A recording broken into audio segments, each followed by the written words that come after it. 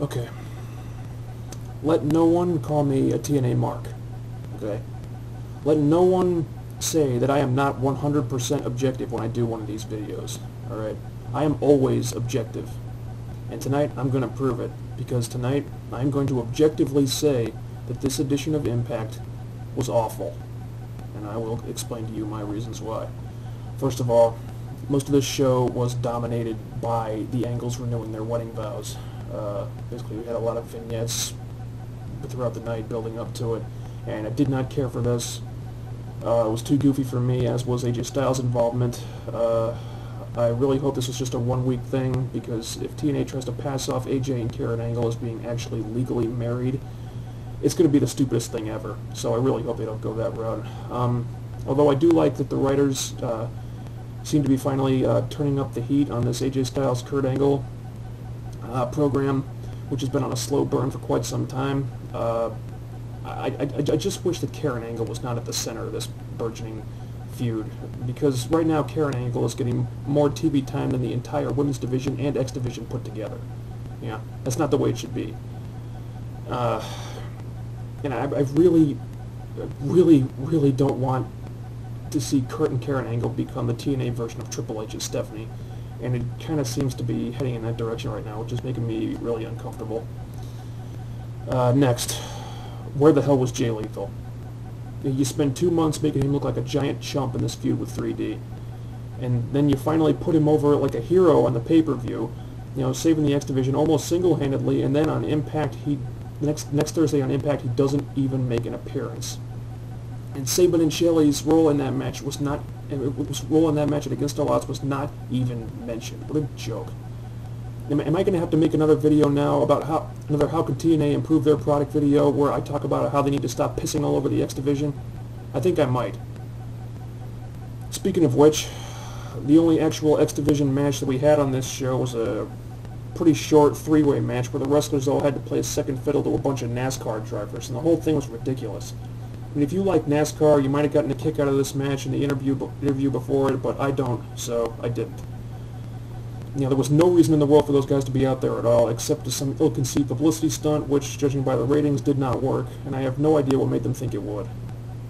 And what the hell are they doing with 3D? I mean, I thought the whole thing about them competing at under 275 was to put handicap on them, but instead of Ray and Devon squashing Shark Boy and Curryman, who I thought were getting pushed, they just had Devon squash both of them in a handicap match. And that's even worse. And then the Eric Young Relic thing was a waste.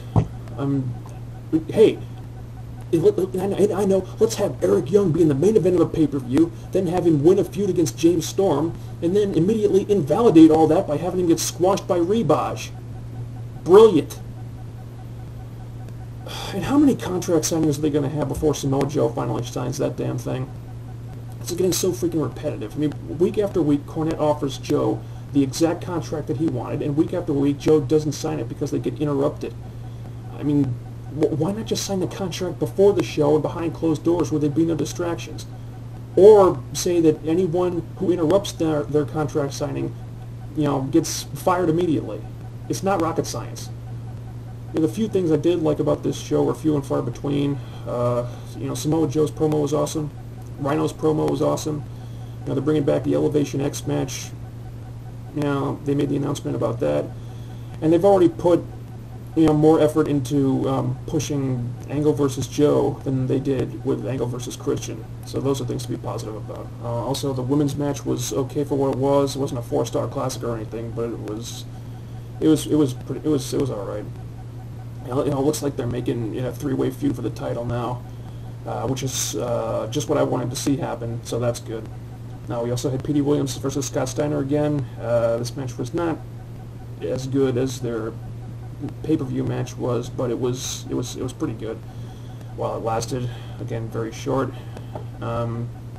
Anyway, Petey, I really wish they'd put Petey Williams over here, but he continues to look strong in defeat. You know, he's having competitive matches with Scott Steiner, which Scott has to cheat to win, so that's going to keep Petey from getting completely buried in this feud. But he better get the win the next time they have a match. You know, because 3 straight losses to Steiner is something Petey Williams might not recover from. So overall, This was a very subpar show. Did not like very much about it at all. Nothing to write home about this week. Also, something I'd like to talk about, WWE No Way Out pay-per-view was aired last Sunday, as you all know. I don't think there's a whole lot to say about it, except for that it pretty much played out exactly like I thought it would. The only thing that was even remotely surprising was the DQ ending to the world title match. But the outcome of that was quickly invalidated the very next night. You guys may remember, you may not, that I predicted Cena versus Triple H to headline Mania this year. And after Raw last Monday, look who it is in the main event of WrestleMania, Cena and Triple H. And they're throwing Randy Orton in there too, which does make it a little bit better, I guess. So I wasn't 100% right with my prediction, but I wasn't wrong either. It's still Cena and Triple H in our faces yet again. And Cena, at the very least, he has a reason to be in there, since Orton put him on the shelf for 4 months and stole his title.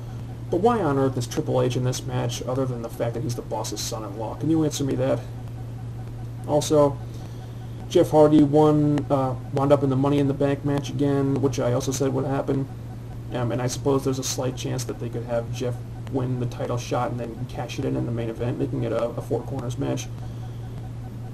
I don't think there's a huge chance of it happening, but there's a small possibility, I suppose. They already blew the opportunity they had with Jeff, but it would be nice to see them do something with it before that window closes completely, which by my estimation would probably be around the same time the main event of main event ends and Mania goes off the air.